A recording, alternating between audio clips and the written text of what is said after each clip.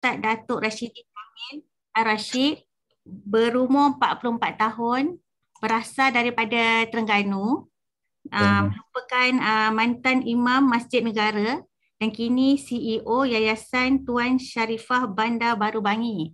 Saya sempat lah Ustaz tadi cek-cek kat Google sikit. Saya tak silap saya Ustaz melanjutkan pelajaran dalam bidang sarjana muda di Mesir ya Ustaz.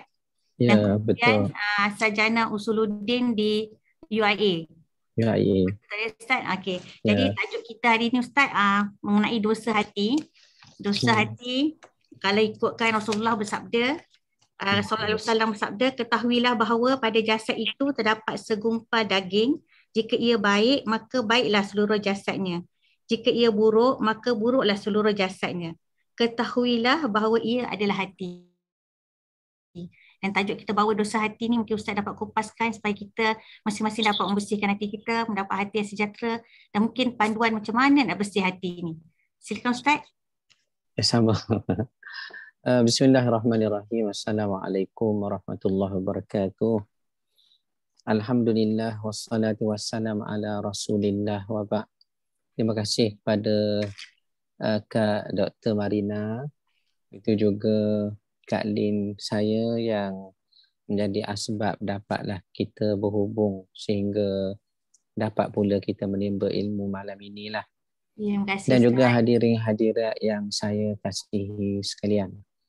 Pertamanya syukur kehadrat Allah panjang lagi umur kita sehinggalah ke tahun baru kita dah ni. Jadi bila masuk tahun baru ataupun hatta hari baru, kata ulama, ia bermaksud semakin dekatlah pertemuan kamu dengan Allah Subhanahu Wa Taala. Jadi atas dasar itulah kita selalu usaha ya nak duduk dalam keadaan Allah redha pada kita. Dengan mengingat akan Tuhan, kita sebut sokmo kepada Tuhan ni, itulah harapan kita setiap masa, kerana menyedari itulah akan sudahnya kita ni balik kepadanya juga. Jadi malam ini seperti yang dimaklumkan tu, kita akan berkuliah dan tajuk Kak Dr. Marina maklum pada saya banyak kali dah tu, iaitulah berkenaan dengan dosanya hati.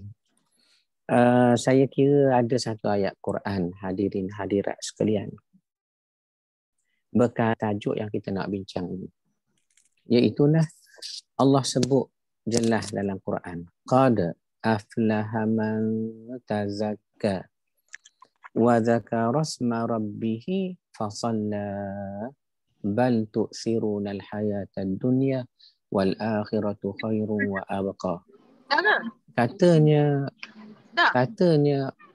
Katanya Allah Subhanahu Wa Taala, sesungguhnya berjayalah orang yang membersihkan batinnya. Maknanya hati kita ni, kalau kita bersih ya, kita usaha supaya jadi bersih, Allah kata itu orang berjaya. Itu yang kita bincang malam ni bersih pun duduk pada hati, dosa pun duduk pada hati juga. Jadi Allah sebut qad aflaha man tazakka wa dzakara isma rabbih fasalla. Berjaya sungguh-sungguhlah orang yang membersihkan hatinya. Jadi nak bersih hati ni, nak dapat jaminan daripada Allah kita berjaya ni, macam mana cara nak bersih hati? Kita tiap-tiap hari Kak Marina, jemaah kita yang 60 orang ramainya malam ini, alhamdulillah. Saya ni biasa kalau berkuliah, saya sebut seorang-seorang nama jemaah saya tu. Jadi kejap lagi saya sebutlah. Manalah tahu ada yang mengantuk, tersedarlah sikit ya dengan sebab saya sebut nama tu. Baik. Kalau kita tengok kita tiap-tiap hari dah, kita bersih tubuh badan kita pakai comel molek pada tubuh badan kita supaya orang suka tengok kita dan mahulah dekat kepada kita. Ni hukum alam yang biasa dipikir oleh semua orang. Ni kalau kita bersih akan yang zahir pada kita. Tetapi bila Quran sebut orang yang berjaya sebenar-benar ini ialah orang yang membersihkan hati dia. Orang yang membersihkan hati dia. Ya.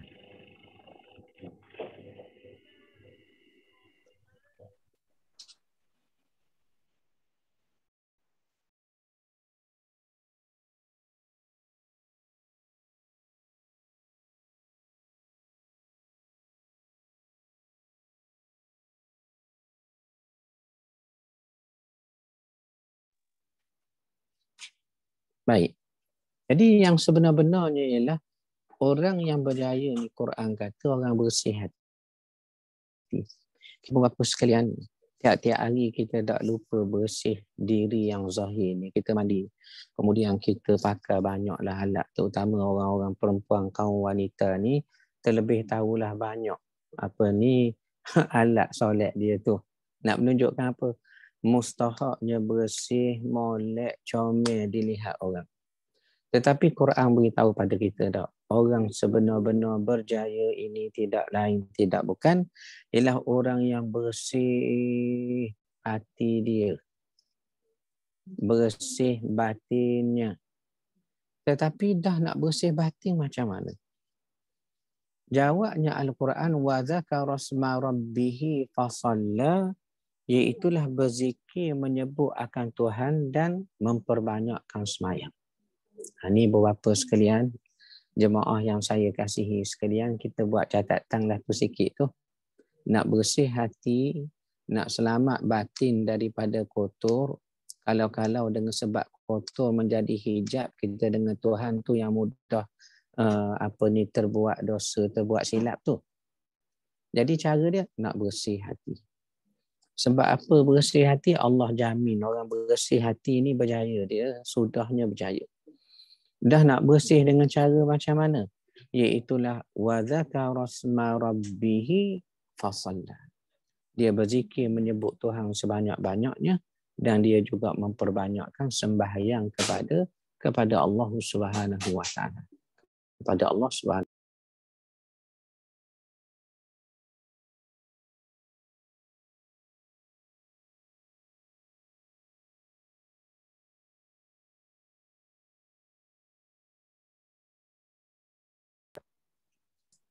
Ya. Boleh dengar jelas Kak Marina?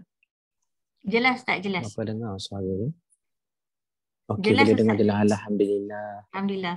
Di sini putus-putus sikit. Baik. Jadinya bagaimana cara kita nak bersih hati tadi? Kita dah tahu. Hati inilah tempat Tuhan tengok. Kalau baik, baiklah kedudukan kita tu, makam kita di sisi Tuhan tu. Dan kalau sebaliknya pun, sebalik begitulah pula. Jauhnya kita dengan Allah, minta jauhlah begitu. Tetapi mustahak ialah hati ni macam mana nak buat. Allah kata nak bersih batin, ada sabung dia. Ada alat bersih dia. Iaitulah wa dzakara asma rabbih fasalla. Kamu berzikir sebanyak-banyak menyebut Tuhan dan memperbanyakkanlah sembahyang kepada Allah Subhanahu wa taala. Sebab tu yang kita tengok dalam hadis, kita baca dalam nas hadis, hatta Al-Quran pun sebut awal lagi. Kalau sebut berkait makam kedudukan hati manusia kepada Tuhan, dia mesti antara disebut apa dia? Solat malam. Solat malam. Kita baca dalam surah Isra tu Kak Marina ya. Apa kata Allah? Wa minal laili fatahajjad bihi nafilatan lak. Sebahagian dari malam. Tak apalah tak sepanjang malam pun kata Allah. Ambil sikit sebahagian sahaja tak apa dah. Ya, biarlah tak sepanjang malam banyak rakaat seperti Imam Malik tu. Imam Malik ni jemaah sekalian, tiap-tiap malam agaknya berapa banyak dia solat tahajud dia? Agaknya berapa agaknya Kak Marina? Imam Malik kita semayang. Agak-agak sudahlah kita bincang ni. Solat malam Ustaz. Ya, lebih kurang banyak mana Kak Marina? Kurang sikit daripada Rasulullah rasa itu Ustaz. Sallallahu alaihi wasallam. Allahu akbar. yang kurang daripada Nabi itu sudah pasti. Cuma kalau nak sebut jumlah rakaat yang didirikan oleh Imam Malik, pendiri bagi mazhab Maliki itu, tiap-tiap malam ialah sebanyak 400 rakaat. 400 rakaat. Bertahajud tiap-tiap malam. Saya bila sebut tentang jumlah rakaat Imam Malik ni, kebanyakan jemaah bila dia dengar, makna dia rasa tak ada apa pun. Sebab lebih kurang macam kami juga agaknya Ustaz. Ya, sebab tu tak ada terkejut jemaah kita bila dengar 400 rakaat tu. Walhal, kenapa sampai jadi 400 itu? Dia satu je, sebab batinnya. Ni yang nak belajar mana ni. Hatinya terlalu asyik kepada Tuhan. Kak Marina, kita kalau suka satu orang, hilang letih kita. Ingat tak zaman bertunang dulu, contoh betul ke tidak? Tak tahulah, saya buat contoh. Tunang kita ni masuk maktab. Dapat penempatan di Sarikir Sarawak. Contoh ni bukan betul berlaku, saya buat contoh. Kita pun gaji pertama kerja kilang National Panasonic tu habis kita beri pada tunang kita. Hantar pula ke Sarawak, angkut baldi, angkut beruh, angkut kasut. Hampa tilam. Tolong sungguh-sungguh. Dan hari tu juga nak balik. Tunang kita kata, tak letih ke bang? Letih, tapi tak apalah bang, nak balik pasal esok nak kerja pula. Saya nak kata, satu orang bila asyik, terlalu suka, terlalu dekat dengan satu benda, kata pepatah Arab, ia akan menjadi abadi kepada benda yang dia suka. Kita suka apa contohnya? Sukalah cari kekayaan, keluar pagi, ayam dah berkokok lagi. Balik sekarang, anak bini dah tidur, semua dah. Keluar tak nampak matahari, balik apatah lagi tak nampak matahari. Kerana apa? Asyik sangat. Tetapi Imam Malik yang siapa boleh 400 rakaat, fahamlah kita. Asyik sangat dia kerana Tuhan tu. Jadi tidak letih. Lepas rakaat, lepas sujud, nak sujud lagi. Lepas tasbih, nak tasbih lagi ni. Nak tasbih lagi ni. Itu yang kita katakan asyik itu duduk di mana? Hati juga. Baik itu kata Nabi SAW. Hati ini sangat pelik, sangat pelik. Hadis ni ayat terjemah Terengganu tu. Hadis ni pelik sangat dia kata hati tu. Sebab kalau kamu tengok air yang sedang menggelegak. Ni kaum ibu ramai ni barangkali Kak Marina yang berkuliah dengan kita sekarang ni. Ramai kaum ibu ni gamaknya. Biasa tengoklah air gelegak tu ya biasa. Kita masak Maggi di dapur tu. Kan gelegak air tu. Macam mana air gelegak Nabi tunjuk sehingga disebut dalam lafaz hadis riwayat Abu Daud ni, air gelegak nampak tak? Gelembung dia naik turun. Nabi menggambarkan hati manusia seperti air yang sedang menggelegak. Sekejap atas, sekejap hilang, berbuih kemudian sekian. Begitulah terlalu cepat hati manusia berubah. Maknanya, kita sedang membicarakan satu perkara yang menentukan kedudukan kita di sisi Tuhan, iaitulah bagaimana hati awak hari ini tu. Begitu. Kalau nak tanya kawan-kawan, tanya diri sendiri pun.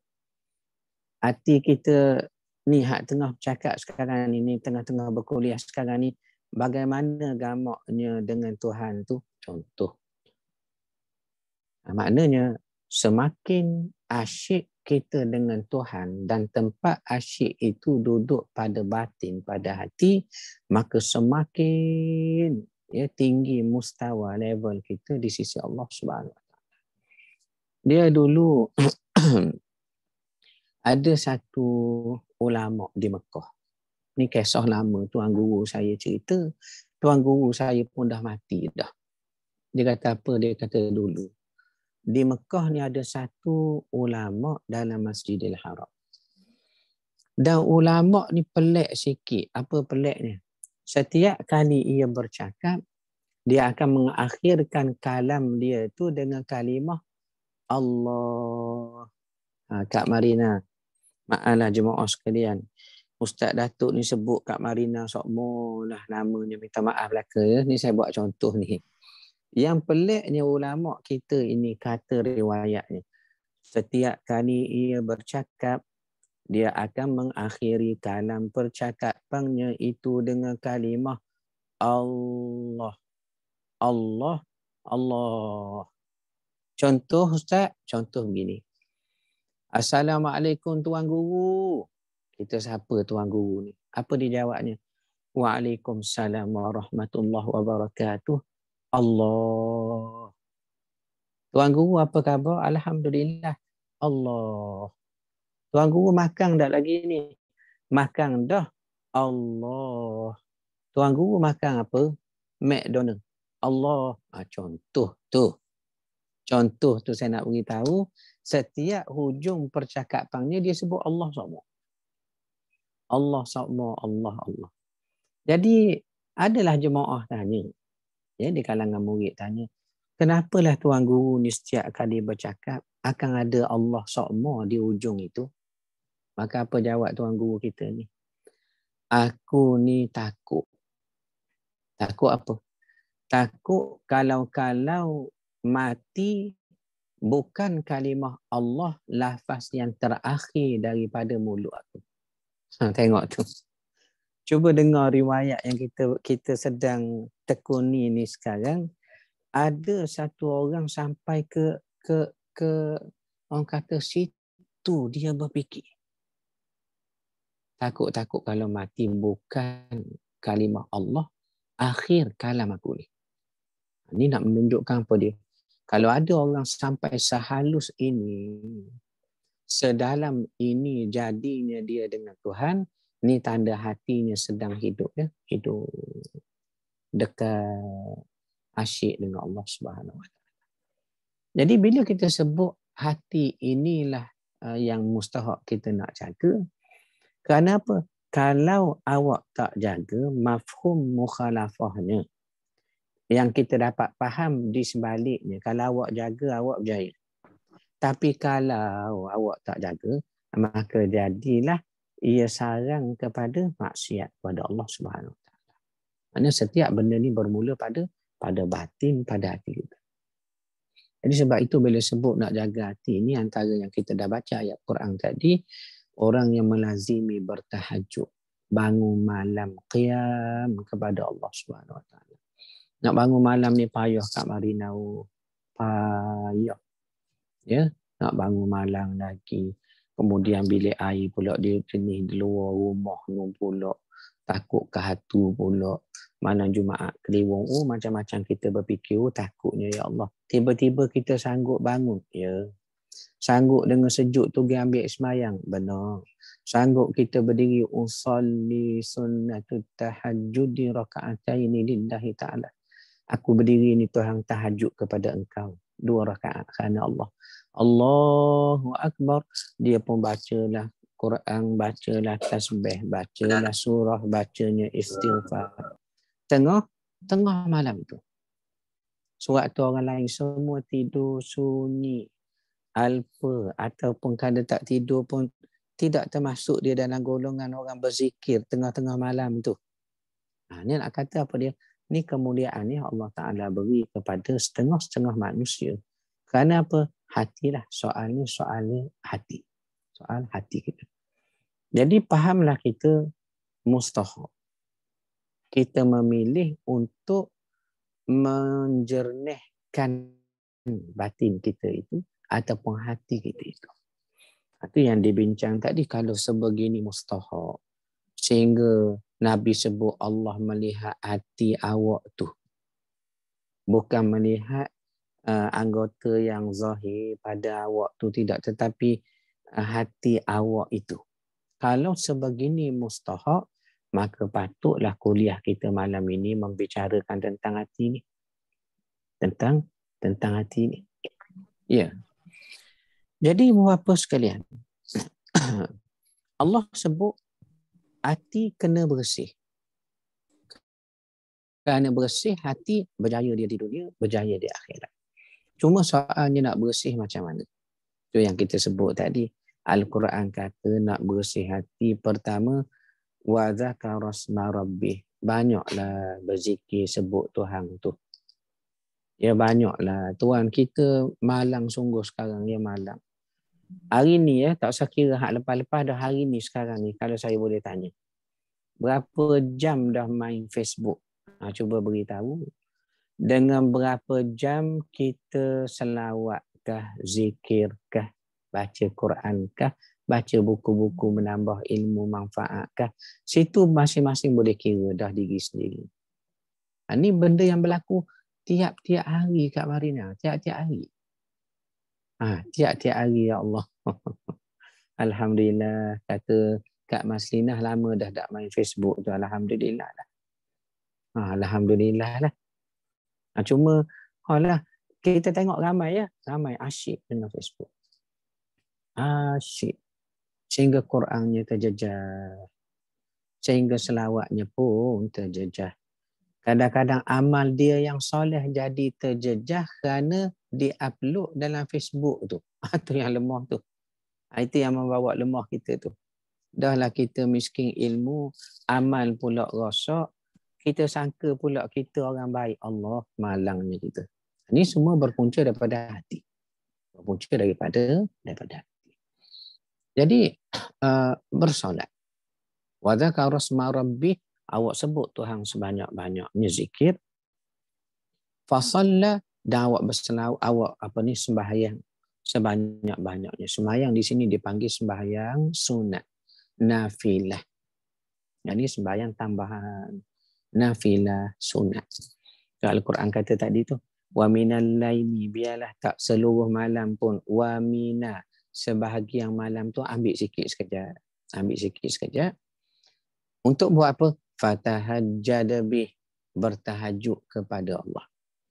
Nafilatan laka. Tengok Quran sebut, tahajud tadi adalah nafilah, tambahan kepada kamu. Asa ayya ba'athaka rabbuka maqaman mahmuda. Mudah-mudahan bila awak buat begitu ya, istiqamah, paksa diri, payah nak bangun malam ni. Rupa-rupanya ada kawan, ada jemaah kita yang sama macam kita. Bertatih nak belajar bangun malam, belajar nak dekat dengan majlis ilmu, kita berkawan dengan dia. Berkawan dengan dia. Maka jadi apa dia? Jadilah kita hak payah tu seronok dah nak bangun malam ni. Walaupun 2 rakaat, walaupun 4 rakaat, tetapi bahagian bangun malam sudah ada. Inilah salah satu ubat untuk membersihkan batin manusia. Sebenarnya tidaklah patut ya. Tidak patut Kak Marina ya. Kita tidur sampai pagi. Ya, bermula malam, bukan bermula malam lah, bermula dalam kuliah kita tidur dah. Contohnya, kuliah malam tu dia tidur dah dalam kuliah macam ini ada ni gamaknya. Sehingga pagi. sehingga pagi esok.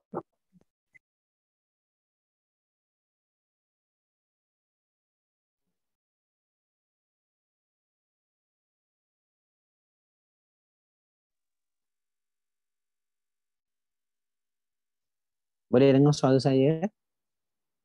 Automatically dia mute. Baik. Boleh Ustaz. Ya. Jadi adalah tidak patut berlaku dengan usia kita ni dah 40 ke atas dah.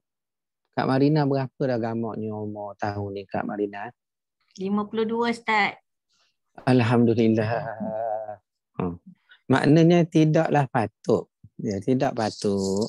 Dalam tahap umur seperti kita ini, kita tidak tergolong dalam golongan bangun malam tadi. Tak patut berlaku tu. Kak Marina tak patut berlaku. Tetapi barangkali berlaku lagi. Kita masih lagi dalam golongan tak diizin Tuhan untuk bangun malam, bertawajuh, bertahajud, sehingga Tuhan nak dengar apa Ustaz Rashidi nak angkat tangan minta malam ni tu. Maknanya kita kata, kalau kita tergolong dalam golongan yang tak patut tadi, ini satu masalah besar lah. Yang letak pada mana? Puncanya hati kita. Sebab Al-Quran jelaskan pada kita antara tanda orang berjaya bersih batinnya, kan kita sebut tadi Al-Quran kata apa dia? Orang bangun malam, sembahyang malam. Tiba-tiba kita tak ada ya. Ini satu kegusaran yang perlu kita fikir berat. Bangun malam. Ibu bapa sekalian, bila sebut bangun malam ni, dalam soal kita nak bersih hati, soal kita nak cuci dosa yang sudah ada lama dah pada hati kita itu, sehingga menghijab kita dengan Tuhan, jauh kita dengan Tuhan walaupun kita rasa kita dekat. Ada satu riwayat pernah saya baca lama dah, iaitulah riwayat tentang orang sembahyang malam. Orang sembahyang malam. Dan riwayat ini menyebut tentang Imam Mawardi nama dia.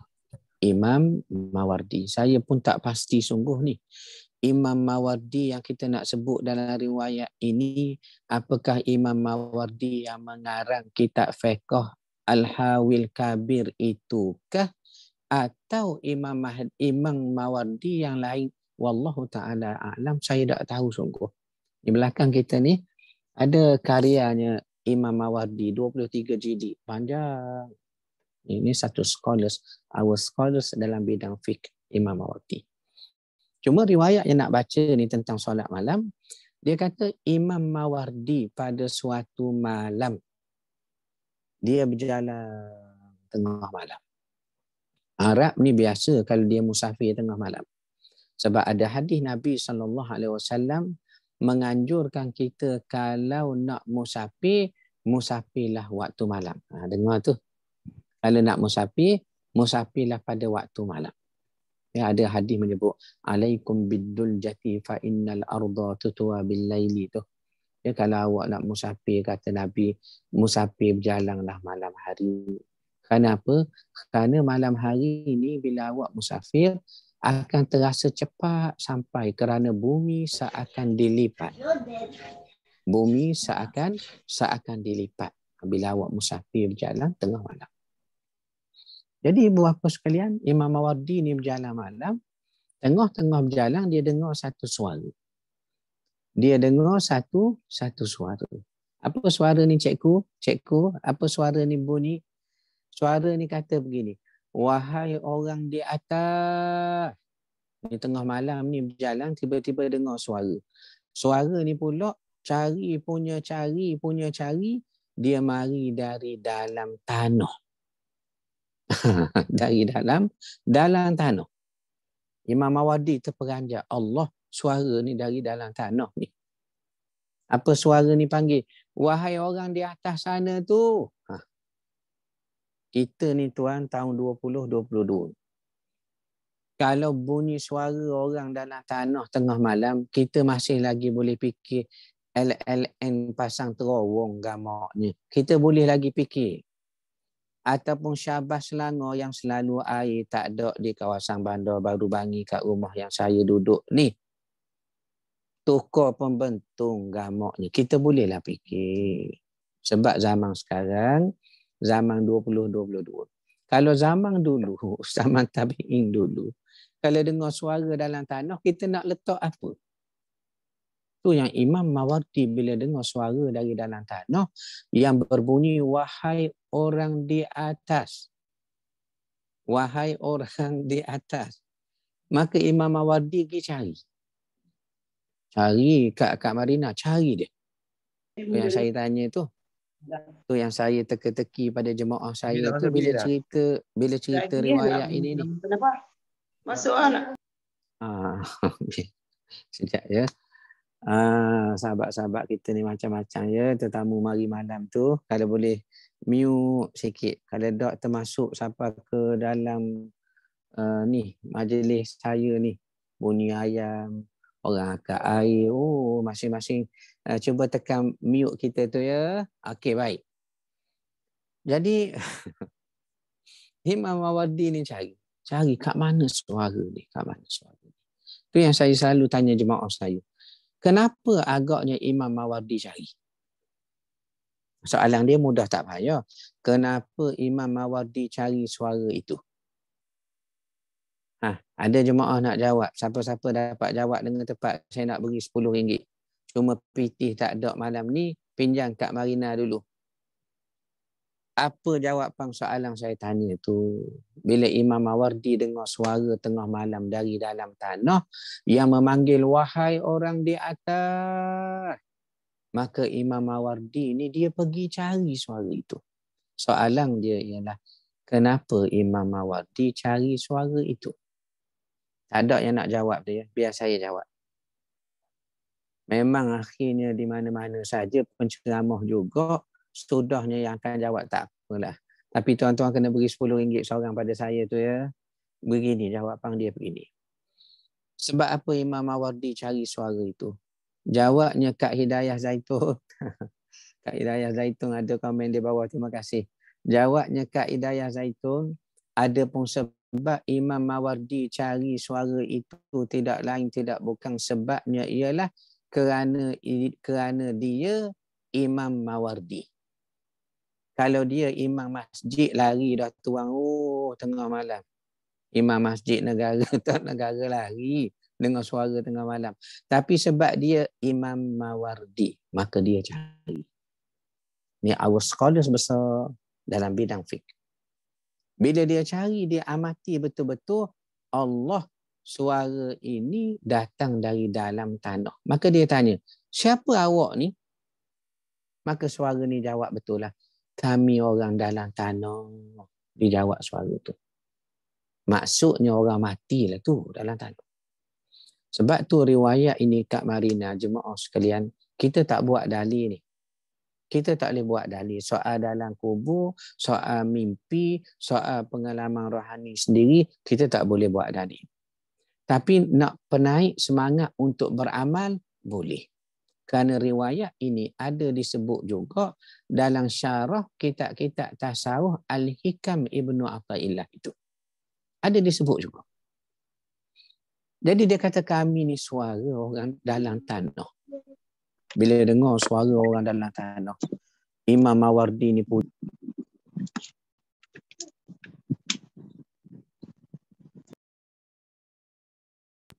Imam Mawardi ni puji Allah Subhanallah. Alhamdulillah, maha suci engkau, segala puji bagi engkau Tuhan. Siapa aku boleh dengar benda-benda dalam tanah tu? Dia puji Tuhan. Maka bila dia kata kami ni orang dalam tanah, terus Imam Mawardi ambil peluang tanya. Wahai orang dalam tanah, bagaimanakah rasanya duduk dalam tanah? Kita yang baca riwayat ni, esok lusa tak tahulah bila. Siapa gelerang kita mati diusung orang di kambuh dalam tanah, bertemulah kita dengan hidup di dalamnya barzah dalam tanah tu. Jadi sebelum kita nak pergi ni, kalau ada orang boleh cerita pengalaman dia duduk dalam tanah, tentu kita nak tahu. Macam orang nak pergi ke Mekah tu. Ya, mak kita nak pergi ke Mekah, cuba tengok. Kupu pitih ya Allahu, jual tembakau hari gelerang Kuala Berang tu. Hari Rabu, hari Sabtu tu. RM15 setahir tembakau ni orang Terengganu buat terbakar. Jual kupu RM15, RM15. Duit baru nak cukup, anak di Kuala Lumpur telefon mak pinjam PT 400 atau ke anak Kuala Lumpur terbalik ni, patut yang Kuala Lumpur atau PT ke kampung, dia pinjam pula dengan maknya di kampung. Tapi tak apalah. Kita ni sayang ke anak kita tuan-tuan ya. Tak apalah dak pergi ke Mekah pun, asal mung ni mang dak putus makan di Kuala Lumpur tu. Begitulah orang tua kita. Lalu oleh kerana nak pergi sangat ke Mekah tapi tak cukup sama duit. Tiba-tiba orang sebelah rumah dapat panggilan haji. Kita yang tak pergi haji ni terasa suka hati, besar hati juga. Sebab orang sebelah saya tu nak pergi ke Mekah, Ustaz. Apa dibuat oleh kita? Kita pergi di rumah dia dah. Bawa duit RM20, ambillah awak belanja duit saya di tanah haram biasa apa juga. Pitih di Mekah. Satu. Kita pun tengoklah orang pergi Mekah ni apa dibuat ya. Oh, apa tu yang dalam beg tu? Jubah, dia kata 2 lah. Lepas tu kain batik ada 2-3 lah. Dah yang dalam surat khabar nampak berat dia tu apa dia? Ni lesung batu kata dia. Pasal nak buat belacang macam lah orang pergi ke Mekah ni. Makna kita ambil berat, kita ambil cakna bila orang nak pergi ke Mekah. Kenapa? Hati kita nak pergi sangat-sangat. Jadi soalnya riwayat kita sekarang ni, tiba-tiba Imam Mawardi dengar suara orang dalam tanah, sedangkan kita semua sekali ni nanti sampai masanya akan sampai juga ke dalam tanah tu. Kalau ada peluang boleh dengar sikit-sikit sebanyak pengalaman orang dalam tanah, kita tak akan lepas peluang. Itu yang Imam Mawardi tak lepas peluang. Dia tanya suara tu. Macam mana rasa duduk dalam tanah? Makna seolah-olah Imam Mawardi ni tanya bagi pihak kita semualah. Pasal kita nak tahu. Macam manakah rasanya hidup di dalam tanah? Tanya Imam Mawardi. Maka suara ni jawab. Jawab macam mana Kak Marina? Dia kata begini. Wahai orang di atas. Sebenarnya antara kami dengan kamu tidaklah banyak beza. Tidak banyak beza. Bezanya hanya dua saja. Kita hak hidup atas tanah dengan hak orang mati dalam tanah kita pergi usung pergi tanam tu ada beza tidak banyak, cuma dua perkara sahaja. Apa dia pertama? Dia kata begini wahai orang di atas. Antum fi daril amal wala jazaa'a alaikum. Kamu ni hak duduk atas tanah ialah orang yang duduk di satu tempat untuk beramal. Awak sedang berada atas dunia tu kan. Tempat yang masih boleh beramal. Boleh. Boleh beramal. Malam ni panjang umur kita. Kita boleh buat pilihan sekarang Kak Marina. Nak bangun ke tak nak sekarang? Nak bangun ke tak buh? Nak bangun ke tak buh? Zikir terus. Nak bangun ke tak buh? Nak bangun ke tak buh? Maknanya kita boleh buat pilihan sekarang. Maka tu yang suara dalam tanah kata apa dia? Awak sedang berada tempat boleh kalau awak nak beramal. Dan wala jazaa'a alaikum, awak belum dibalas lagi. Tetapi awak nak tahu kami kan? Nak tahu kami ni macam mana kan? Ya. Wa nahnu fi daril jazaa' wala amala lana. Sedang kami ni adalah duduk di tempat menerima balasan dah. Dan sesal macam mana sekalipun terima balasan, kalau kami nak baiki amal, wala amalalana, tak boleh dah nak beramal. Cuba tengok beza tu. Ya, jemaah sekalian yang buat catatan tu. Cuba catat betul-betul tu. Katanya orang dalam tanah tadi apa dia? Antum fi daril amal wala jazaa'a alaikum. Wa nahnu fi daril jazaa' wala amalalana. Awak atas apa ni dunia tu awak masih boleh baiki amal dan tak dibalas lagi. Beza dengan kami berada tempat terima balasan walau sesal macam mana nak baiki amal tak boleh nak beramal dah. Tak boleh nak beramal dah. Jadi bila Imam Mawardi dengar ni, Allah satu nasihat besar lah. Nasihat besar. Jemaah sekalian, sahabat-sahabat saya kasih sekalian. Tak usah kata Imam Mawardi lah. Cuba je, cuba renung sekejap. Anggaplah nasihat tu kita. Insya Allah, aku ni masih hidup lagi. Ni tengok tangan masing-masing. Tarik nafas masing-masing.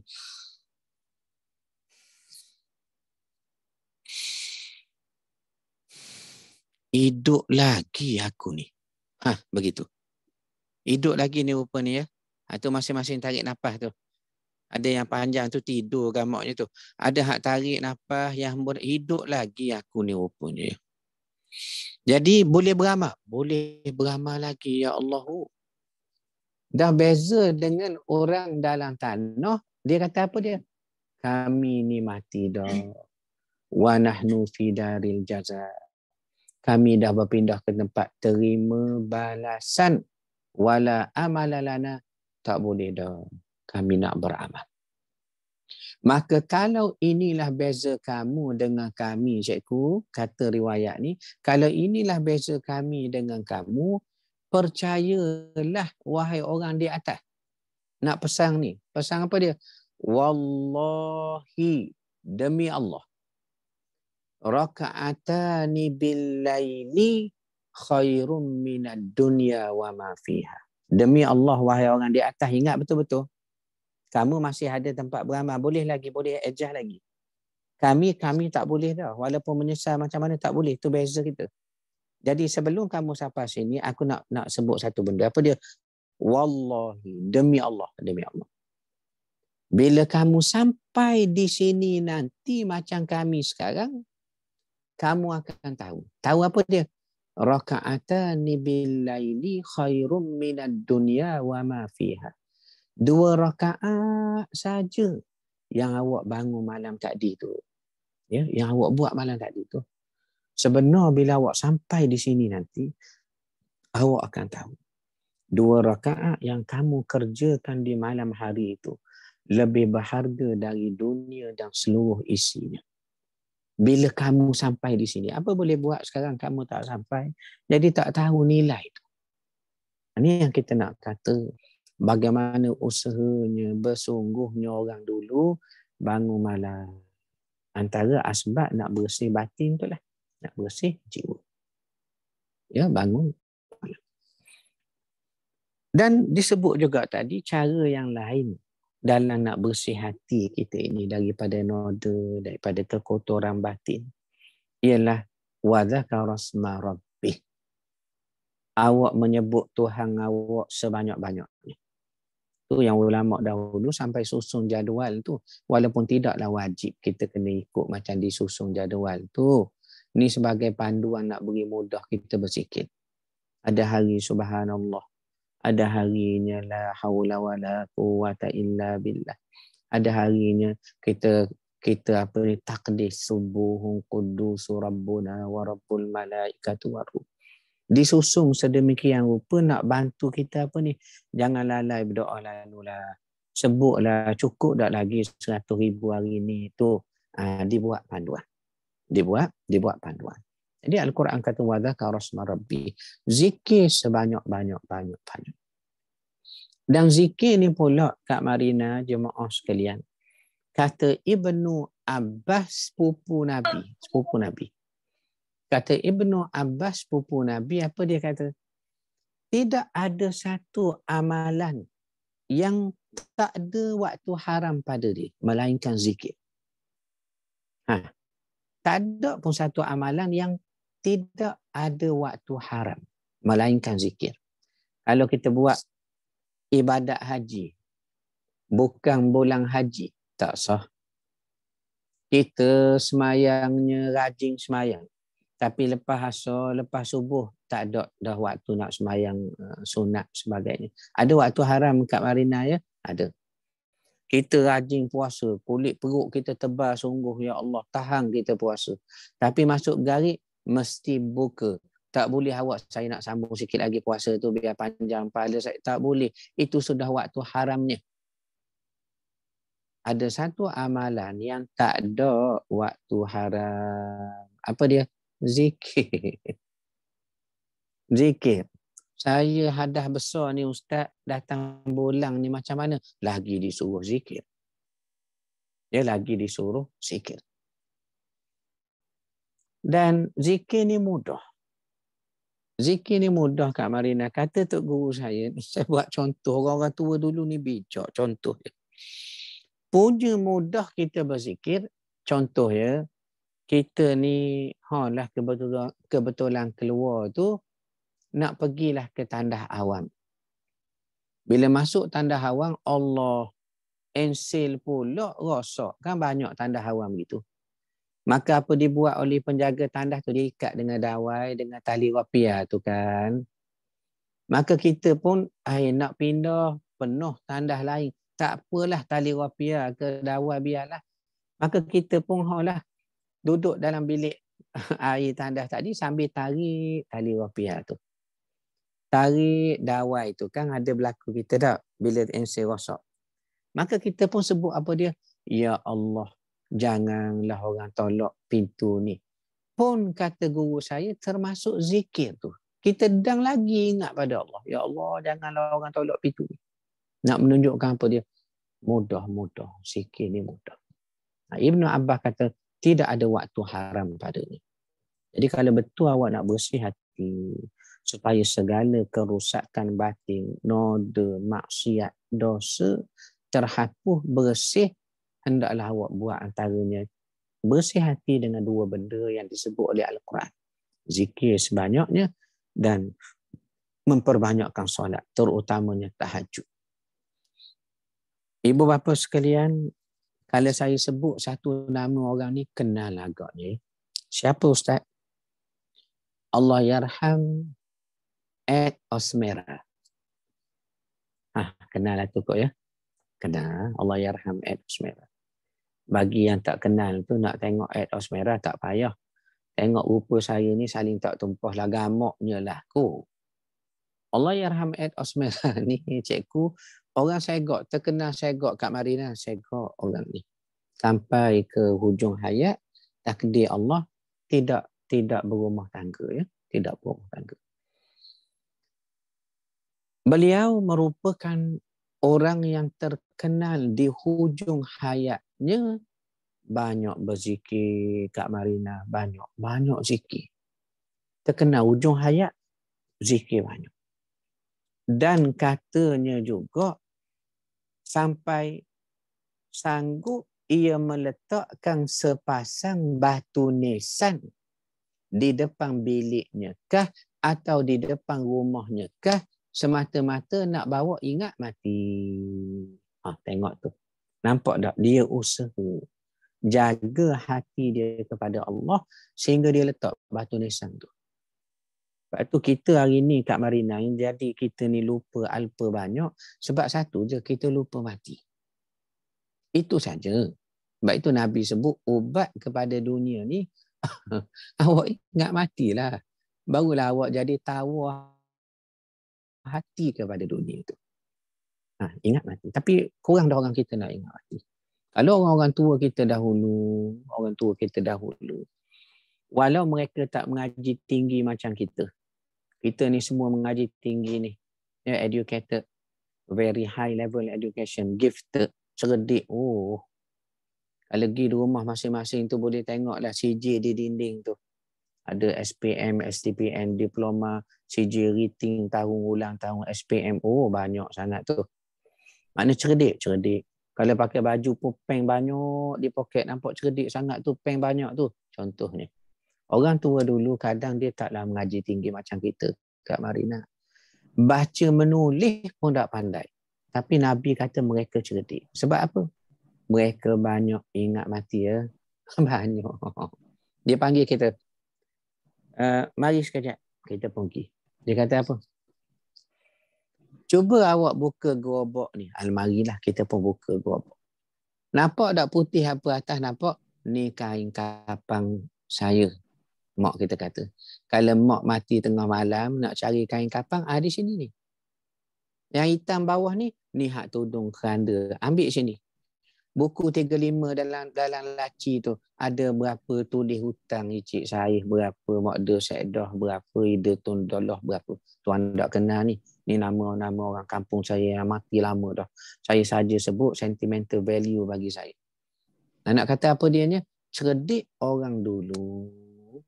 Sehingga dia bawa kain kapang dalam rumah, tanda dia ingat pada mati, dekat mati. Maka jadi cerdik. Kita hari ni, kalau saya boleh tanya ya, sudah ada belaka dah ke jenazah kit di rumah tu? Bukan beli untuk orang, untuk kita ramak. Tulis terus nama di kotak tu. Takut nak tulis Ustaz. Tapi ada ke tidak di rumah? Jenazah kit sudah dijual sekarang ya, pengurusan jenazah tu. Alhamdulillah, Cikgu, Arhish, Kak Mona, alhamdulillah ada belaka dah tu. Madiana ada, alhamdulillah. Ramai yang ada ni ya. Baguslah. Soalnya kita tak secerdik orang dulu kerana lupa akan mati. Sedangkan kata Syekh Abdul Hamid Kish, satu ulama buta, mati dah pun pada hari Jumaat dalam solat Jumaat ketika bersujud kepada Allah Subhanahu Wa Taala.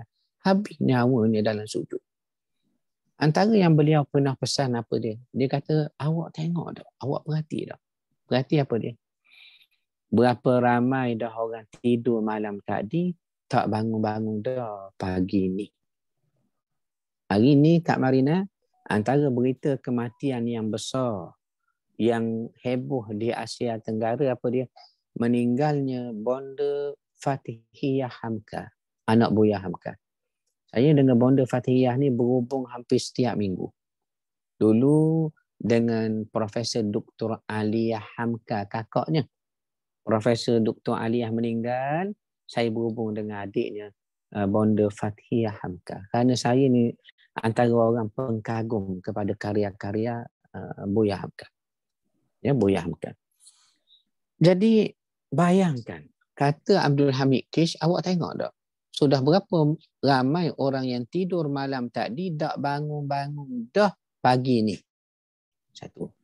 Kedua, sudah berapa ramai orang yang keluar rumah tak balik-balik dah mati. Ketiga, berapa ramai orang pakai pakaian tak tanggal-tanggal dah mati, maka Bilal mandi jenazah tu lah gunting bajunya. Baju terakhir dia pakai dah mati. Berapa ramai orang naik kenderaan tak turun-turun dah sebab mati. Bomba pun pergi belah besi terlekat dia mayat jenazahnya di kereta di apa motor tu. Dan berapa ramai orang keluar pergi ke hospital dengan sangkanya akan balik semula ke rumah, tiba-tiba dari hospital terus ke kubur dan pusara. Terutama musim PKP baru ni. Ya, dengan sebab pandemik COVID baru ni. Jadi dia kata, oleh kerana kematian ini dekat dan mengejut kepada engkau, jangan sekali-kali kamu kata apa dia? Nahnu syabab. Kita ni muda lagi kan. Baru 44 apa sangat. Baru 52 tu angka saja. Baru. Kita sebut baru. Sedangkan bila kita masuk umur 40, kalau baca riwayat, riwayat dalam karya-karya lama ni, seperti karya Daud Fatani, Syekh Daud Fatani, karya Syekh Abdullah Fatani, ada disebut apa dia? Apabila satu orang tu masuk umur 40, akan ada satu suara memanggil-manggil akan dia walaupun dia tak tahu. Walaupun dia tak tahu. Dia tak dengar pun. Suara ni sebut apa ni? Suara ni sebut, wahai orang berumur 40 tahun, persiapkanlah akhirat kamu. Sebab itu Imam Syafi'i kita tengok masuk umurnya 40, apa dibuat oleh Imam Syafi'i, Kak Marina? Ia mula memakai tongkat. Ia mula pakai tongkat. Ni masing-masing ni dah umur berapa ni? Belilah persatuan kita tongkat satu seorang. Gamaknya. Kenapa sesakit lutut? Dah muda lagi nak mengingat akhirat, Ustaz. Nak ingat diri sendiri kita ni musafir sahaja atas dunia. Tu yang bawa tongkat ni. Tapi sekarang Alhamdulillah Kak Marina, banyak anak-anak muda kita di tanah air ni pakai tongkat ramai ya. Yang bawa motor malam tu ya. Banyak pakai tongkat belaka dah. Masing-masing dah masuk 40 lagi. Jadi kita hak 40 ni ada suara panggil, wahai orang berumur 40, persiapkanlah akhirat kamu. Dah orang 50 ada tak Ustaz? Ada. Wahai orang umur 50, musim menuai tak lama dah. Bila-bila saja nak kena tuai, tak lama dah. Orang umur 60, wahai orang umur 60, kamu ni terlalu dekat dah sejengkal sahaja dengan barzakh. Perbanyakkan istighfar, tinggikan rajak, yakni harap kepada Tuhan. Begitulah nak katanya ibu bapa sekalian. Kita ni dalam keadaan susah semua. Susah apa dia? Amal kurang, ilmu tak berapa banyak, amal pula takut jadi rosak kerana tak ikhlas. Setiap hari kita semakin dekat dengan Tuhan. Kesempatan kita ada semakin sikit. Allah, tu yang jadi bimbang tu. Bimbang tu. Tapi perkara ini boleh kita, orang kata, mulakan bersih hati. Kita bersih hati. Antaranya dua perkara tadi, kita pakat nak buat, kita nak banyakkan zikir, kita nak banyak istighfar, dan juga nak banyak sembahyang malam. Ibu bapa sekalian, bila sebut tentangnya pembersihan batin, ataupun dalam istilah Arabnya dia panggil apa dia? Tazkiyatun nufus. Pembersihan jiwa-jiwa. Ya, bila bersih jiwa, maka lantunan batin kita, nur pada batin kita itu semakin kuat. Lantunan batin kita, nur kepada Allah Subhanahu Wa Taala itu semakin kuat. Semakin kuat. Ya, sekejap. Saya tanggal iPhone sekejap.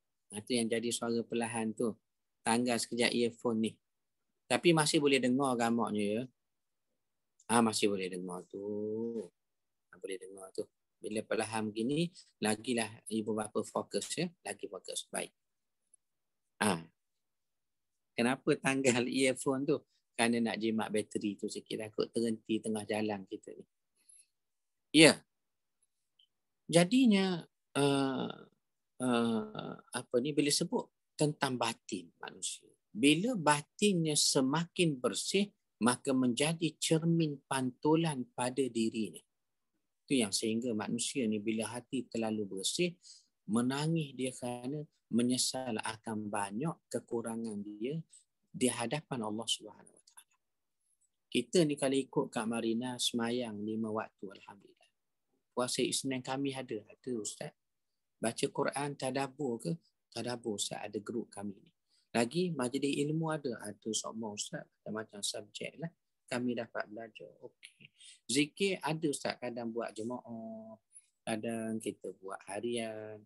Maknanya awak ni semayang 5 waktu di masjid, sah pertama, Isnin kami puasa sunat, sedekah pun ada, harta wakaf pun ada. Baca Quran tak tinggal, Quran kecil dalam handbag sokma tu, makna zikir pun tasbih bukan main lagi, ada sokma. Betul. Jadi kalau saya boleh tanya begini, boleh tak? Agak-agaknya kita dalam kubur nanti selamat dah lagi. Jawablah. Jawablah, masing-masing selamat dah lagi dalam kubur nanti. Kita orang sembahyang. Ya, cikgu, betul cikgu. Cikgu dah jawab tu. Belum tentu Ustaz. Betul Mas Lina. Belum tentu lagi Ustaz. Betul lah. Kenapa itu jawapan dia? Tidakkah awak orang sembahyang, berpuasa, zikir sebagainya? Ni tandanya kita ni betul-betul bergantung pada rahmat Allah. Manusia tidak akan dapat rahmat Allah ataupun hidayah daripada Tuhan selama mana batinnya kotor. Ya, hatinya kotor. Itu yang disebut Kak Marina tu, hati yang berdosa. Antara dosa besar pada hati, kita mengotorkan hati hingga terhijab ia dengan Tuhan. Macam mana boleh terhijab dengan Tuhan? Walhal kita tengok alam ni, kita akan nampak Tuhan. Tengok kematian tiap-tiap hari, kita nampak Tuhan. Tengok orang baru beranak tiap-tiap hari, kita nampak Tuhan. Cuba baca dalam WhatsApp group perumahan kita tu, reunion sekolah kita tu. Apa dia tulis? Inna lillahi wa inna ilaihi raji'un. Cikgu Sahudin telah pun meninggal pagi tadi jam 5.30 pagi. Sembahyang ghaib akan dilakukan pada jam 9.99. Baik. Scroll bawah sikit mesej tadi. Baca pula mesej kedua. Alhamdulillah, jemaah kita surah An-Nur baru dapat anak kecil pagi tadi jam 5.30. Allah. Jam yang sama ada orang mati, jam yang sama ada orang baru hidup. Kaya tak Tuhan? Ya Allah. Jadi bila tiap-tiap hari kita tengok benda ni, kita akan nampak apa dia? Besarnya Allah Subhanahu Wa Taala. Ya. Ini yang disebut oleh Hamka. Mata memandang alam, sedang hati nampak Tuhan. Awak pandang alam, awak nampak Tuhan. Ya Allah. Hebatnya kau ni Allah. Kita tengok gunung ganang besar. Ya Allah, besarnya makhluk Engkau ni, ya Allah. Ya, kita tengok apa ni satu benda yang takjub, kagum, kita menangis kita kerana ya Allah, hebatnya Allah. Antara tempat yang banyak gunung ni di mana? Taif. Di bumi Taif, tempat Nabi dihalau tu, dia rejam batu tu, berdakwah penduduk Taif sewaktu umur Nabi 50. Dan bila sebut begitu, di Taif ni saya sempat pergi dulu. Kita semua kan pergi kalau umrah ziarah. Pergi ke Taif ni tuan tak tahan air mata ya. Sayu rasa. Pertama kita yang belajar dan mengajar sirah ni, kita teringat sejarah di Taif. Kedua, bila tengok gunung-gunung di Taif, kita rasa hebat ya Allah. Besarnya kuasa-Mu ya Allah. Itu yang jadi menitik air mata kita tu. Ini yang disifatkan oleh Hamka. Mata awak memandang alam, sedang hati awak kena nampak Tuhan. Kena nampak Tuhan. Tetapi apa yang berlaku hari ini, kita tak boleh nak analyse sampai ke tahap itu. Tak lain tak bukan kerana hati kita tak adalah sedang kotor.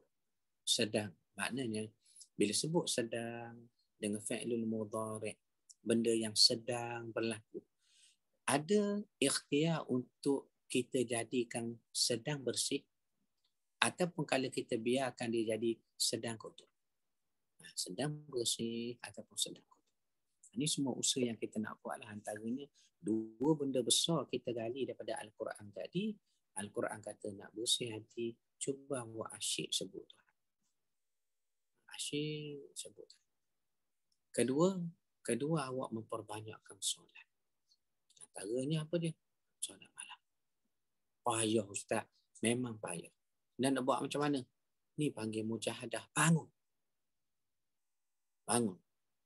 Pesan ke orang rumah kita tu. Malam ni abang nak bangun. Awak jangan kata abang ni buang tabiat ke apalah sebab tak pernah bangun malam ni. Malam ni memang nak bangun. Kejutlah saya macam mana cara pun. Dia cocok dengan lidi basikal ke, tak benda bunga api cucu ke terpulang lah. Biasa saya bangun saja. Kita mula nak bangun tu. Nak mula dah. Kena mula dah tuan-tuan. Hak dah mula dah kena istiqamah. Ya, kita dah umur masing-masing macam ini. Orang kata tidak patutlah kita terlepas tiap malam dengan begitu saja. Tidak patut Isnin Khamis kita lalui dengan begitu saja. Tak patut Kak Marina. Kalau kita dengar putah, ya Allah tak patut. Tapi tak apalah, kita sayang kepada semua sahabat kita. Mana-mana yang sedang bertatih. Macam kita juga. Sama je pun. Kita nak tarik, nak ajak sama. Dan kalau saya ni kurang faham, awak ajaklah juga saya. Begitulah. Berpakat-pakat kita. Ya, bangun malam. Kemudian tadi memperbanyakkan zikir. Ya. Bila sebut tentang apa ni kedudukan batin di sisi Allah Subhanahu Wa Taala, ia banyak dibahas dalam satu disiplin ilmu yang dipanggil Sufism. Sufism, yakni ilmu sufi, tasawuf itu. Dan memang tasawuf ini bidang perbahasannya ialah bagaimana mengkoreksi hati. Tasawuf ni dia duduk cara hati supaya selamat daripada penyakit-penyakit hati. Punya hati ni ada penyakit Kak Marina. Antaranya apa dia?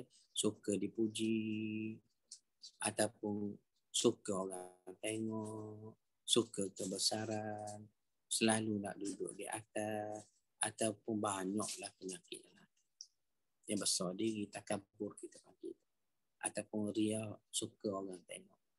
Kenapa menguat banyak sangat tu? Allah semalam tahajud 200 rakaat, ingat nak buat 400 tak sempat. Tengok jadi rosak amal dia. Ya? Jadi rosak amal dia. Itu yang bimbang tu. Itu bimbang tu. Bersih hati disebut banyak dibahaskan dalam ilmu tasawuf. Antaranya Ibn Athaillah pernah sebut begini, ni contoh pengajian tasawuf yang memfokuskan untuk membersihkan, menyucikan batin kita pada Allah. Sehingga Ibn Athaillah ada sebut, kita ni rosak dengan sebab pujian. Kita rosak dengan sebab orang puji, kita baik, kita pula yakin kita baik. Itu yang bahaya tu. Orang puji kita baik, kita sambut dengan yakin memang saya ni orang baik sungguh. Itu bahaya. Kita tahu mengajar apa di situ, saya teringat satu matan ataupun hikmah yang disebut oleh Ibn Atha'illah. Dia kata apa dia? Man akramaka ya. Man akramaka innama akrama fika jamila sitri. Falhamduliman sataraka laisa alhamduliman akramaka wa syakaraka. Sekiranya kamu dipuji orang, cepat-cepatlah ingat. Ingat apa dia? Sebenarnya aku dipuji orang ni sebab bijaknya Allah menutup aib dan dosa aku. Aib dan dosa aku ni banyak. Maka bijaknya Allah tutup. Yang manusia nampak baik-baik saja. Ustaz Rashidi tu nampak baik sungguhlah. Ustaz Rashidi kita tu, ya Allah. Ustaz Rashidi kita ni kan. Ustaz Rashidi itu, ini orang putih. Maka saya pun kena cepat-cepat ingat. Dia orang ni tak tahu Ustaz Rashidi ni macam mana. Allah bijak dia tutup aib aku. Maka dengan sebab sedar Allah tutup aib kita yang banyak, maka kita cepat-cepat puji Tuhan balik. Alhamdulillah. Segala puji Engkau saja ya Allah. Ni diajar dalam disiplin pembersihan jiwa tadi. Dia rupanya fahamlah kita. Hati ni satu benda yang kalau tak kena gaya, jauh kita sangat dari Allah. Waktu yang sama kalau kita mujahadah membersihkannya, maka tinggilah nilai kita tu di sisi Tuhan Allah Subhanahu Wa Taala. Satu hari murid Ibn Atha'illah mari tanya Ibn Atha'illah. Dia kata, Tuan Guru, macam mana kami nak tahu? Kami ni dekat ke jauh dengan Allah? Kita pun nak tahu kita jauh atau dekat dengan Allah. Jawab Ibn Atha'illah, tak payah awak nak tahu jauh ke dekat awak dengan Allah. Cuba awak tengok dalam hati awak. Banyak mana awak ingat Allah. Kalau banyak, itulah tahap awak dengannya Tuhan. Kalau sikit, itulah jauhnya awak dengan Tuhan. Maknanya semuanya duduk pada kita. Kalau betul-betul kita ikhlas nak bersih hati, Allah Ta'ala akan bimbing kita. Akan bimbing. Ini beberapa sekalian, saya kira sebagai satu mukadimah pengenalan kuliah kita ni berkait dengan batin, berkaitan dengan penyucian jiwa. Kita mukadimahkan sekadar sahajalah untuk malam ini. Dulu yang saya beritahu pada Kak Marina tu, kita kuliah dulu Kak, tengok pakat-pakat dengan jemaah kita ni. Nanti mungkin kita boleh cari satu makalah kutip kitab-kitab kecil je untuk kita menadah sama-sama kan dalam bidang sufism tu tasawuf kan. Terpulanglah kita bincanglah nanti macam mana. Apa pun Kak, saya ni nak buka soalan pada jemaah kita. Ada baki lebih kurang 5 minit lagi. Ada tak jemaah nak bertanya apa-apa tu gamaknya, silakan. Kalau ada. Terima kasih Ustaz. Jadi saya buka soalan ni kepada sahabat-sahabat. Kalau ada soalan-soalan berkenaan hati, nak bersih hati yang rosak ataupun penyakit hati, bolehlah terus tanya pada Ustaz ataupun boleh juga type di ruangan chat. Silakan kita ada masa lagi ni. Ya silakan. Kalau nak type di chat tu pun saya tengok bawah tu. Ramai jemaah kita ni malam ni 79 orang. Ya, alhamdulillah Ustaz. Sementara masing-masing nak fikir soalan tu, saya nak tengok Haizan, Farah, Rozan, Kak Marina, Kak Zubaidah, ada soalan ke? Sila Kak Zubaidah. Assalamualaikum Ustaz. Waalaikumsalam warahmatullahi. Tadi salah satu Ustaz cakap pasal cinta dunia tu kan? Ya. Saya dah umur 53 Ustaz. Nak masuk, tahun ni 54. Baca saya ada dah start pension awal. So call nak lebih fokus dengan yelah kita nak mati kan. Saya masih tak pension lagi. Lepas tu buat pula projek baru. Saya tak terfikir sama ada saya ni sayang dunia ke cinta dunia ke, sebab duk buat saya buat satu projek di mana memberikan perkhidmatan secara berbayar lah, bisnes lah Ustaz. Yang asalnya niatnya supaya kami bantu juga komuniti di Kedah ni. Tapi itulah duk fikir kan, bila kita kerja kan adalah penat dia. Memanglah ada usaha lah untuk cuba bangun malam semua-semua tu. Yang Ustaz cakap tak buat banyak lah Ustaz, sikit-sikit. Tapi kan bila duk compare dengan orang-orang yang dah pencen ni kan, ada yang duk fikir. Sebab dah seorang demi seorang buat option pencen. Bila yang memang betul-betul pergi mengaji, pergi belajar bahasa Arab. Saya duk berlumang lagi dengan dunia ni. Macam mana Ustaz? Baik, terima kasih Kak Zubaidah. Nak jawab macam mana lah tu. Saya rasa rata-rata kita pun sama juga. Ya, kerja tak butuh habis satu benda, kita akan sambung satu benda. Sebenarnya pepatah Arab ada sebut, Nardu wa naruhu li hajatina wa hajatu man asya la tanqadi. Kita disibukkan pagi dan petang dengan hajat-hajat kita. Sedangkan hajat-hajat manusia tidak akan habis selagi dia tak mati.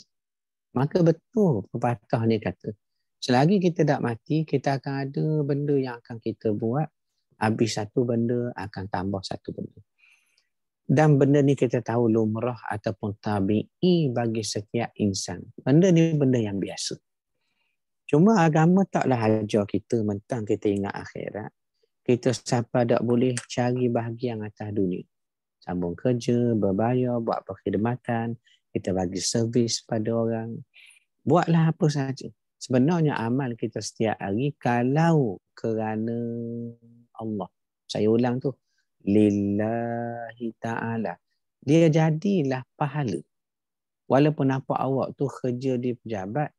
Walaupun nampak awak tu kenakan bayaran. Tapi awak lillah kerana Allah. Maknanya jadi ibadat. Maknanya tidaklah kita kata agama itu diamal dengan cara tinggalkan dunia. Tidak. Yang diajar oleh agama apa dia? Kita kena kurangkan dunia, lebihkan akhirat. Tidak kata buang dunia. Nas Al-Quran kata, jangan lupa nasib awak atas dunia. Cuma saya teringat ya antara benda yang pernah saya lalui. Waktu kerja saya antara orang pencen awal. Maaf sebutlah, bukan pencen, saya berhenti. Bukan pencen, berhenti. Saya berhenti perkhidmatan terakhir saya Kak Zubaidah di Masjid Negara. Sebagai imam ketika itu, imam Masjid Negara. Jadi orang kata waktu itu Kak Marina, kita sedang di kemuncak kerjaya imam Masjid Negara kita. Jadi orang mari macam-macam lah. Penyanyi, hak menyanyi itu semayang belakang kita. Bila kita pusing, kita salam. Apa khabar Abang Bagio? Saya sebut namanya. Terperanjat dia, imam kenal aku. Kita nak dakwah orang tu sebenarnya. Nak kata tengah kemuncak kerjaya, saya berhenti. Ramai jumpa saya, Tok berhentilah lagi 3 bulan. Sebab lagi 3 bulan, umur dah Tok cukup 40. Bila cukup 40, kita boleh buat pencen pilihan. Walaupun selepas pencen awal tak dapat duit, tapi bila sampai umur nanti, dia akan beri hasil kita pencen tu. Saya kata minta maaf, kata. Saya ni bukan nak berhenti lagi 3 bulan. Kemarin lagi saya nak berhenti dah. Jadi tak boleh tunggu. Tak boleh. Saya berhenti Kak Zubaidah. Bila berhenti, syaitan ni macam-macam jahat ya. Awak nak buat apa? Selama ni duit yang ada, bila kita buat program orang beri duit, maaf sebutlah, bukan nak cakap duit. Ini nak cerita syaitan ni jahat. Sampu duit orang beri Kak Marina, tak sempat buka dah. Boleh bayang tak Kak Zubaidah? Hari-hari kita dapat cash tu. Dan tak sempat buka dah. Terlalu banyak. Syaitan ni jahat. Yang dia nak goda ni imam Masjid Negara pula. Oh macam-macam dibisik disebut. Tapi saya ni hanyalah alhamdulillah Tuhan jaga ya. Saya nak berhenti sungguh. Jadi dengan sebab berhenti tawakal yakin pada Allah tu. Oh lah. Dah nak buka pula. Contohnya, tu saya nak sebutnya, nak kata apa dia. Dunia ni kita bukan kata nak tinggal dak. Kita nak lebih akhirat. Kita nak pusing dunia yang ada sekarang dengan kita, bagaimana ia kekal sebagai pahala dengan kita di akhirat. Macam Kak Zubaidah, kerja servis berbayar, tak apa. Pertama niat kerana Allah Ta'ala jadi ibadat tiap-tiap hari. Jadi ibadat. Ya kita ikhtiar, Tuhan suruh kerja, usaha. Saidina Usman sehingga hujung hayat masih berniaga. Sehingga hujung hayat masih berniaga. Tapi bagaimana Usman di hidup dia? Dia kaya raya. Ketika Usman datang ke Madinah, ranak runtuh ekonomi yang dipegang oleh Yahudi. Nampak tak berkat dia? Dia berniaga sampai hujung hayat. Tetapi dia infak harta. Dia keluar zakat. Dia tak berkira dalam harta. Macam kita buat perkhidmatan servis, kita tak berkira sangat, tak apa. Ada pahala saya, ada ibadat saya. Itu caranya kita kata kita letak apa yang kita buat setiap hari ini lillahi ta'ala sudah satu. Kedua, walaupun kita dapat imbuhan ke sebagainya, kita jadi modal untuk bina akhirat kita. Bina akhirat. Ada satu hadis menyebut orang miskin menangis bila Nabi SAW cerita tentang kelebihan orang berinfak, berwakaf. Antaranya Saidina Usman beli telaga di Madinah. Lalu kata Nabi SAW selepas ini tidak ada kerugian dah pada Usman. Setengah riwayat kata ungkapan hadis ini kepada Usman berlaku dalam peperangan Hunain.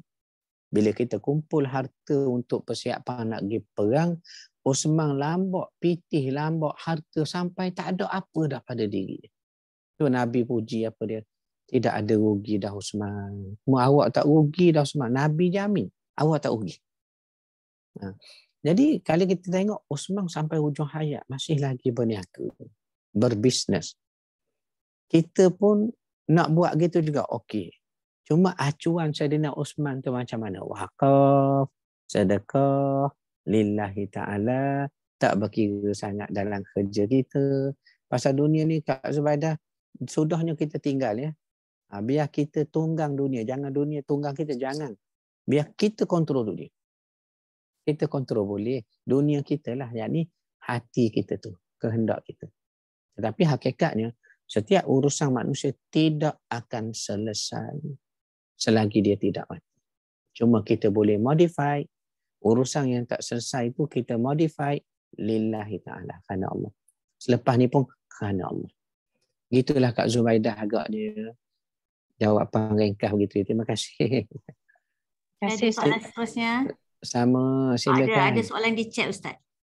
Ya. Assalamualaikum Ustaz. Sejak akhir ini bila saya duduk seorang nak berzikir, nak dekatkan diri dengan Allah, baca kitab, cerita pasal alam, akhirat, alam kubur, kadang rasa macam tak percaya.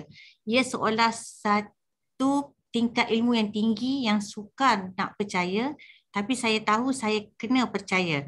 Normal ke macam ni Ustaz? Dan bagaimana kita nak elak diri fikir lebih, bimbang pula kalau banyak-banyak fikir, mengenai inilah saya rasa. Baik, terima kasih kepada jemaah kita yang bertanya tu. Kalau tanya normal tak normal, normal. Tak usah cerita jauh, cerita diri saya saja. Kadang-kadang Kak Marina, jemaah sekalian, syaitan ni bisik, Tuhan ni ada ke tidak? Betul ke Nabi Muhammad ni entah-entah orang-orang reka-reka disampaikan satu generasi. Kita pun percayalah. Ni bukan kehendak kita nak berfikir, apatah lagi nak menyebut benda sekufur itu. Ini iblis. Nabi SAW menyebut, iblis akan membisikkan dalam lubuk hati kamu, Allah ni ada ke tidak ya? Jadi bila kita belajar, ada hadis mengingatkan kita tentang peristiwa ini. Tiba-tiba kita diuji dengan perasaan bisikan begitu. Kita pun terus tahu, ini syaitan. Ini iblis. Jadi perkara ini adalah normal sebab Nabi pun sebut. Dan Nabi beri satu solusi cara kita nak atasi lah. Kita memperbanyakkan a'udzubillah tu. Kita baca ta'awuz, a'udzubillah minasyaitanir rajim. Apa ni, aku berlindung dengan Allah daripada syaitan yang dilaknat, direjam dah oleh Allah. Direjam dah oleh malaikat. Dilaknat, sudah dijamin laknat. Kita ni insan, Tuhan jamin syurga kalau kita cukup syarat dia. Syaitan dia dijamin neraka walaupun neraka tak. Itu yang saya nak katakan di situ. Perkara ini normal.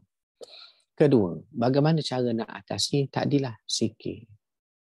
Kita biar orang kata hidup dalam keadaan manfaat dan kalau boleh cari sejumlah sahabat yang merangsang hati kita untuk buat kebaikan. Cuba tengok WhatsApp group dan telefon kita sekarang. WhatsApp group apalah yang kita masuk? Cuba tengok. Oh, berzanji Ustaz, okeylah. Apa lagi grup apa tu? Grup Tupperware. Boleh juga, bukan tak boleh. Sambil-sambil makan, buat silaturahim, okey. Grup apa lagi? Grup tadabbur, baca Yasin, majlis ilmu. Ada pulang. Tu Kak Marina akan boleh buat satu grup lah. Grup kita ni kok. Masukkanlah saya seorang di bawah sekali tu. Biar saya bersahabat semua tu. Jadi nak tumpang kawan yang positif, yang baik. Yang baik. Benda ini normal. Cuma kalau tak kena gaya, kita jadi seorang-seorang tangguh. Cari kawan, cari sahabat supaya naik semangat semua kita nak buat ibadat kepada Allah. Wallahu ta'ala alam. Silakan kalau ada soalan lagi. Kalau ada soalan lagi kita ada tak banyak lagi masa kita, 1 minit 2 minit, mungkin 1-2 soalan lagi. Ya. Ustaz, saya ada satu soalan. Silakan. Saya ada baca, kalau kita berniat nak buat sesuatu yang baik dan kita terhalang daripada nak buatlah perkara tersebut, Allah dah berikan kita pahala dah atas niat baik kita itu. Betul. Kalau kita berniat, contohlah kita tak niat nak buat jahat, tapi kita bersangka-sangka tak baik pada seseorang, tapi kita tak adalah menzahirkannya, melakukan sesuatu, adakah kita kalau ikutkan, kalau kita tak zahirkan, setahu saya tak berdosa, tapi saya nak penjelasanlah pada Ustaz mengenai ini. Baik. Pertamanya, uniknya dalam kita buat kebaikan ni, Allah Ta'ala balas dengan sebab niat pun dah ada dah kebaikan di situ. Ini Allah balas dengan baik dah. Walaupun awak baru niat. Ada simpan azam kan? Antaranya bila masuk tahun baru ni. Ramai yang berazam. Azam saya tahun ni Ustaz ialah nak menunaikan azam tahun lepas yang tak selesai lagi. Seperti tahun lepas sudah ni juga contoh ni. Kita dah niat bagus dah. Sudah ada pahala. Tiba-tiba tahun ini juga tidak tertunai macam tahun-tahun sudah. Dah apalah pahala niat ada dah. Tapi kalau ada orang niat tak baik, serong niatnya serong, dia tak buat lagi. Tapi ada lintasan dalam hati tu. Tak ada catatan dosa padanya. Tetapi dalam pengajian tasawuf kita meletakkan kategori ini adalah kategori waham. Yakni tak berapa clear hati dia tu dengan Allah. Dia sangka macam-macam. Takdir Allah, musibah Tuhan uji dia ni. Dia rasa kenapa aku ya? Lepas aku. Begitu. Dia tengok orang sebelah rumah, seronoknya dia. Walhal agama suruh tengok orang yang dicoba berat pada dia, baru rasa ringan apa yang dia lalui. Ni nak katanya, dari segi catatan dosa, pahala tu, pahala dicatat walau hanya berniat. Kemudian tidak dilakukan. Kalau lakukan, apa tak lagi. Ada pun dosa tidak dicatat. Sehingga ia lakukan. Itu pun kata hadis, kalau ia lakukan, tulislah kejahatannya 1. Ada pun kebaikan, ia bermula dengan balasannya 10 sehingga 700. Kita baca dalam Riyadhus Salihin, kita hadis Imam Nawawi tu. Dinukilkan hadis, orang buat baik, Allah balas bermula 10. Contoh kita senyum pada orang. Allah pembalas 35, boleh. Bermula 10 hingga 700. Kecuali kata Allah dalam hadis Qudsi, puasa. Puasa terpulang, aku nak beri berapa. Kerana ia sanggup meninggalkan fitrahnya, syahwatnya, semata-mata kerana aku ni. Kerana aku.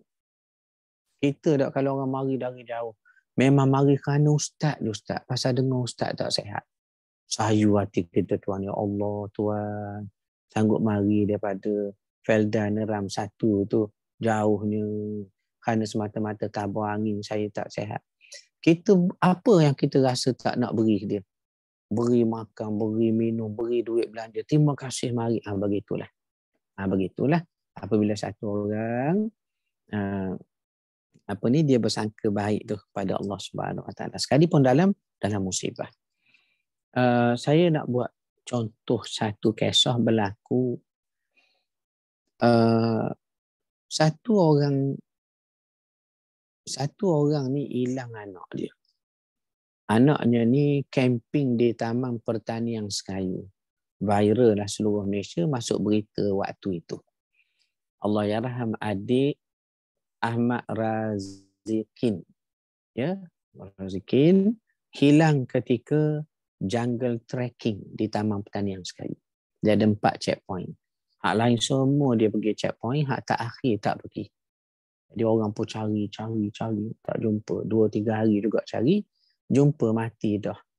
Dia mungkin nak turun ke sungai, dalam hutan, rebah terantuk batu ke apa semua sekali, maka sebahagian badannya terendam dalam air. Jadi tak hanyutlah, sebahagian badan terendam dalam air. Jumpa 2 hari lepas tu. Maka buat balik. Saya pula kenal ibu bapanya, cikgu bahasa Inggeris. Orang baik sangat. Walaupun bukan ustaz ni Kak Marina. Bukan orang agama. Cikgu bahasa Inggeris, suami isteri. Jadi saya pergi hari pengkebumian, Cikgu Azman ni tengok saya dari jauh menangis. Dia tengok saya dari jauh menangis.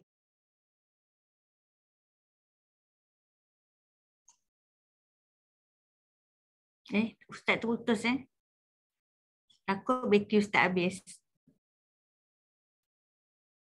Tengah shot-shot tiba-tiba Ustaz terleh. Kita bagi masa. Tengah Takut bateri ustaz tadi kan dah nak habis. Tengah syok dengan cerita ni.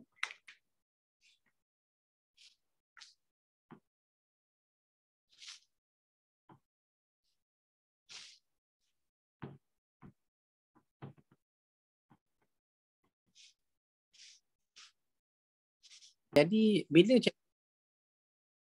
bila Cikgu Azman ni tengok saya dari jauh, menangis dia. Saya pun sayu juga menangis saya.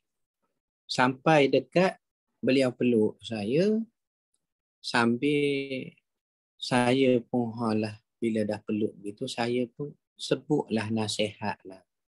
Nasihat ni pula kita tahu kita pun tak mampu, belum tentu. Tapi kerana mengingatkan Nabi suruh, beri nasihat kepada saudara kamu yang sedang dalam susah tu. Itu yang saya ambil peluang nasihat tu. Apa saya kata, cikgu, sabarlah cikgu. Itu je lah yang saya boleh kata. Maka beliau bila dengar saya kata begitu, apa dia jawab? Dia kata, tak apa Ustaz. Semua yang Allah Ta'ala buat molek belaka. Cuba dengar tu Tuhan. Cuba dengar tu hati jenis macam manalah suami isteri ni. Tak apa Ustaz, Allah buat molek belaka. Saya dengar tu kata, ya Allah, solehnya cikgu ni sekeluarga. Ni kita katakan, bagaimana satu orang dicoba Tuhan ni, diuji Tuhan dengan musibah, sangka baik dia pada Allah. Jadi, waham ataupun ragu-ragu, tak berapa nak sangka baik bila terima satu cobaan. Ni sebenarnya dalam dunia tasawuf disebut penyakit pada hati. Walaupun tidak menghasilkan dosa selama mana kita tidak zahirkan tu. Ini menunjukkan rahmat Allah lah kepada kita. Terima kasih Kak ya. Ustaz, saya mohon maaf Ustaz sebab ada beberapa soalan lagi Ustaz daripada sahabat. Silakan. Soalan daripada Kak Rohaiza. Ustaz yang dihormati, sekiranya hidup kita tidak banyak ujian yang mencabar dan sentiasa diberi kemudahan rezeki yang baik-baik, adakah maksudnya kurang keberkatan dan limpah kasih sayang Allah Subhanahu Wa Taala? Baik, terima kasih pada soalan yang bertanya tu. Ya, sebenarnya ukuran dia bukanlah musibah barulah kita ni disayang Tuhan. Bukanlah diberi nikmat kesenangan menunjukkan kita jauh dari Tuhan, tidak. Ramai orang di kalangan kita ni, kadang-kadang ada yang jenis dia letak takdir Tuhan berlaku pada orang, dia tukang baca jenis apa takdir itu. Kalau berlaku satu nikmat kepada orang yang dia sayang, dia kata patutlah orang soleh memang Allah balas baik. Kalau diberi nikmat pada orang yang dia benci, ni istidraj dari Allah tu. Kalau turun musibah kepada orang dia sayang, tak apa Allah uji nak angkat darjat. Kalau turun musibah pada orang dia benci, padang muka, memang jahat, Allah balas. Nampak tak perangai kita? Ni perangai orang kita. Dia pilih-pilih ikut dia. Takdir Allah ni tak begitu. Ada takdir yang berbentuk nikmat. Kalau kita guna kepada redha Tuhan, jadilah satu kebaikan di akhirat kelak. Ada kesusahan yang Allah Ta'ala cuba pada setengah orang. Tiba-tiba dia kufur.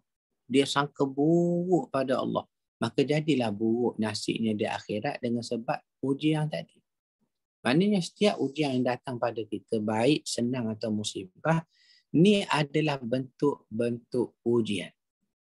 Orang sehat, ujian sehat. Orang sakit, lagilah nampak tengah diuji Tuhan. Maknanya setiap keadaan kita selama mana kita hidup atas dunia adalah cubaan. Sahlul Abdullah Al-Tustari pernah ditanya oleh muridnya, apa tujuan Allah cipta dunia dan apa pula tujuan Allah cipta akhirat? Jawab Sahlul Abdullah, tujuan Allah cipta dunia tak lain tak bukan sebagai tempat Allah uji hamba dia.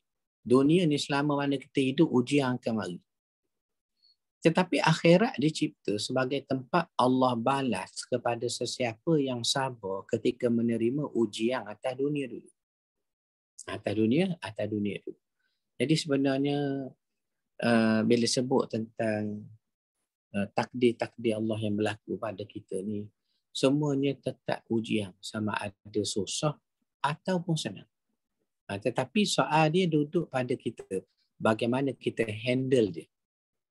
Bagaimana kita nak handle tu, kesenangan bawa pada akhirat, kesusahan bawa kepada redha pada Allah, sangka baik pada Tuhan.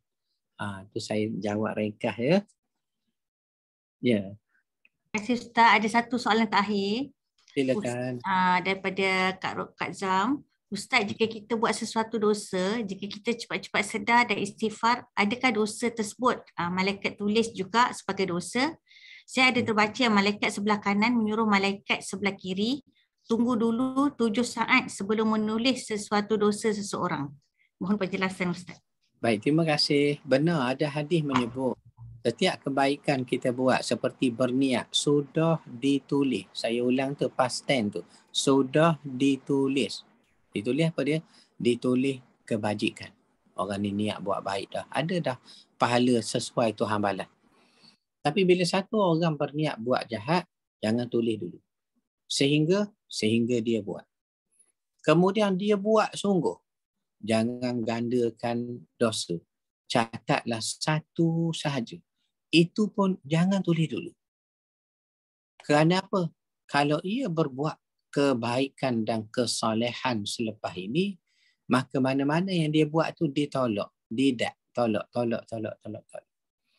Tapi kalau nak kira tolak, tambah, tolak. Kita tak sempat nak kira tiap-tiap hari apa yang berlaku pada kita. Cuma kita boleh jaga. Minimumkan maksiat. Maksimumkan kebaikan. Sebab sifir yang kita belajar dalam hadis, kalau awak buat baik, ia bermula 10 balasan hingga 700. Yang lebih hebat lagi, kalau awak puasa, itu terkeluar daripada neraca tadi. Kerana Allah terpulang Allah nak beri berapa. Tapi kita belajar juga malam ini, bahkan hadis ni kita selalu dengar dulu, kalau buat dosa baru dicatat satu. Kita nak buang terus dosa, kita jenis berdosa. Kata Nabi, setiap anak Adam akan buat salah. Sebaik-baik orang buat salah, dia bertaubat. Jadi atas dasar itu, apa satu formula kita nak kena buat? Minimumkan maksiat. Lama-lama maksiat kita tu mungkin dia akan terbahagi kepada kategori-kategori. Contohnya maksiat kita hari ni tak berzikir. Orang awam macam saya dengar terkejut, ya Allah, tak berzikir dia anggap maksiat. Ini bila orang semakin maju iman dia pada Tuhan, benda-benda kecil adalah besar bagi diri dia kerana bimbang mengganggu hubungan dia dengan Tuhan. Jadi minimumkan maksudnya maksimumkan. Antara tadilah pasang niat. Tu nak maksimum lah tu. Pasang niat dulu. Adik, abang, kakak, kita nak pergi umrah. Pasang niat kita nak pergi. Tuhan izinlah tu. Maknanya kita akan rasa apa dia? Kita akan rasa rahmatnya Allah, kesiangnya Allah pada kita. Sehingga tunggu dulu, jangan catat. Cuma bila sebut 7 saat tadi tu, mungkin saya kurang membaca. Saya belum dengar lagi begitu. Tapi metaphorically nak beritahu sekejap qadar masa tu. Tunggu dulu. Macam 7 langkah. Ya, apabila ditinggalkan mayat. 7 saat yang disebut oleh Kak Marina tadi tu, oleh penanya kita tu. Apapun rahmat Allah nampak di sini, iaitulah kalau awak buat baik, niat saja sudah ada bahagian di akhirat. Dan kalau awak terbuat jahat, itu pun tunggu, jangan tulis dulu. Kalau dia ada buat kebajikan, kita hapuslah keburukan tadi. Muaz bin Jabal pernah menerima satu hadis daripada Nabi SAW. Hadis ini diungkapkan oleh Rasulullah ketika menghantar Muaz untuk bertugas di Yaman sebagai qadi. Jadi Nabi nasihat, awak nak pergi ke Yaman ni, asa alla talqani ba'da ami hadha wa la'allaka an tamurra bi masjidi hadha wa qabri. Muaz, setelah awak pergi ni ke Yaman ni, boleh jadi, tengok Nabi ni benar apa cakapan Nabi. Boleh jadi engkau tidak akan bertemu lagi denganku. Dan kalau engkau pulang ke Madinah ini pun, boleh jadi engkau hanya melalui depan masjidku atau di depan kubur aku. Nampak tak tu Nabi beritahu kepada Muaz. Bila Muaz dengar menangis kerana Nabi ni benar. Ni perpisahan lah tak akhir. Maka Nabi beri wasiat. Ittaqullah. Ingat, dia kata. Takwa pada Allah. Pesan kepada Muaz tu, pesan pada kita samalah. Ingat Nabi kata. Boleh jadi awak tak jumpa dah saya. Boleh jadi awak tak nak ziarah dah saya dah kerana musim sekarang, dunia sekarang. Kalau nak terjemah hadis tu dengan keadaan kita. Tapi ingat, ittaqullah, takwa pada Allah. Di mana saja awak berada. Antara lagi disebut dalam hadis tadi pesanan Nabi, wa atba'us sayyi'atal hasanah tamhuha. Kalau awak terbuat jahat, cepat-cepatlah buat baik. Kerana kebaikan akan menghapuskan kejahatan. Jadi maknanya kita ni tak patut masuk neraka. Dari segi tak patut, tu tak patut. Sebab apa tak patut? Ialah kita buat kebajikan 10 hingga 700. Kita buat dosa, itu pun jangan tulis dulu. Tidak patut. Tapi kalau ada juga orang masuk neraka kat Madinah, kata guru-guru tasawuf, itu sebab memang ikhtiar dia mahu masuk neraka.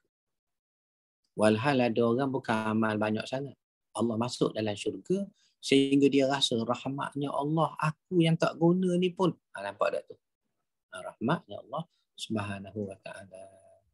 Masa pada buka. Terima kasih Ustaz. Saya minta maaf Ustaz terlajak masa kita. Tak apa. Tapi saya ada satu je lagi soalan daripada jemaah. Soalan terakhir, saya harap jemaah semua. Soalan terakhir kita dah kesian Ustaz, penat dah Ustaz. Saya bacakan soalannya. Daripada, kan ada satu hadis yang berbunyi lebih kurang bagaimana Allah nak kabulkan doa sedangkan pakaiannya, makanannya daripada benda yang haram. Juga ada hadis segala amalan baik kita akan Allah campakkan balik di muka kita pada hari akhirat nanti. Maaf Ustaz, tak ingat sangat ayat penuhnya. So macam mana Ustaz kita nak tahu Allah terima amalan kita dan bagaimana untuk kita tebus balik dosa-dosa terdahulu, terutama dosa dengan manusia yang kita takkan jumpa lagi manusia tersebut dan dosa dengan Allah. Baik. Sebenarnya ukuran kita ni diterima ke tidak amal kita ada tanda dia. Antaranya Ibn Athaillah kata tanda satu orang amalnya diterima ialah semakin lunak hati dia. Hati kita semakin lembut. Ataupun kita semakin rasa bimbang dengan nasib kita di akhirat. Ataupun kita makin terasa kita tak banyak amal, nak beramal lah. Maknanya, kita semakin positif lah dalam beramal. Positif dalam bimbang menghadapi akhirat. Ni tanda-tanda amal kita diterima. Dan setengah ulama tasawuf ada sebut, dah orang beramal tu, walaupun beramal, tapi nampak buat maksiat. Ada kat Madinah ya. Bukan kata tak rajin masjid, rajin tapi, contoh. Bukan kata orang tak soleh, anak orang-orang baik tapi, tu. Bagaimana orang sebegitu? Buah kepada amal nak tahu Allah terima ke tidak, tengok hati kita semakin baik tak? Kalau semakin baik, tengok hati tu. Hati semakin baik menunjukkan amal awak tu memang Allah terima. Tapi kita semayang, kita puasa, kita rasa lebih baik pada orang. Kita rasa itu, ini, rupanya kita jauh dengan Tuhan. Kita jauh dengan Tuhan.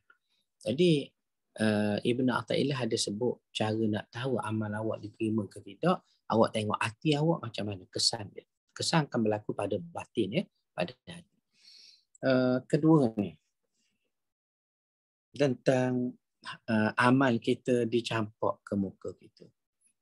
Dan bagaimana kita nak bertaubat soal-soal yang lalu. Memang amal yang tidak ikhlas akan balik pada kita. Ya, kerana apa?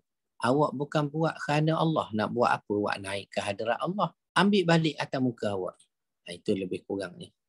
Sebab itu, ada kalam mengatakan, azab yang paling ringan yang Allah kenakan kepada manusia yang beramal. Itu pelik tu, ingat ke tak beramal? Orang beramal.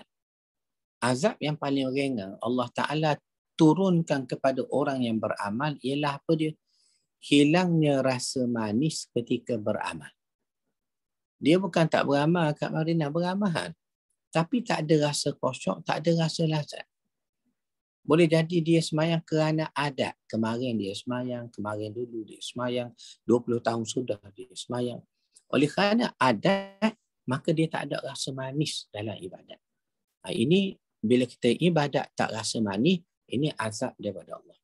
Seringan-ringan azab bagi orang beramal. Bagi orang beramal. Kemudian kita melazimi istighfar dan taubat. Bila kita mengaku kita taubat, sebenarnya kita sedang tunjuk kita lemah. Lemah kita di sisi Allah. Kita bertaubat pada Allah Subhanahu Wa Taala. Jadi bagaimana kita nak taubat?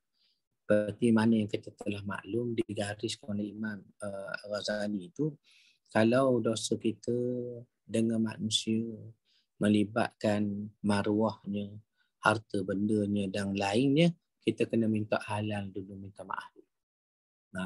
Minta maaf dulu. Kalau tak jumpa dah, tak apalah. Kalau dah mati dah, kita bacalah Fatihah, baca apa niat pada dia sebagai tanda Allah sesanya saya Tuhan. Begitulah. Ya, begitu Bapak sekalian. Saya jawab ringkas tu Kak Madinah. Okay, terima kasih Ustaz.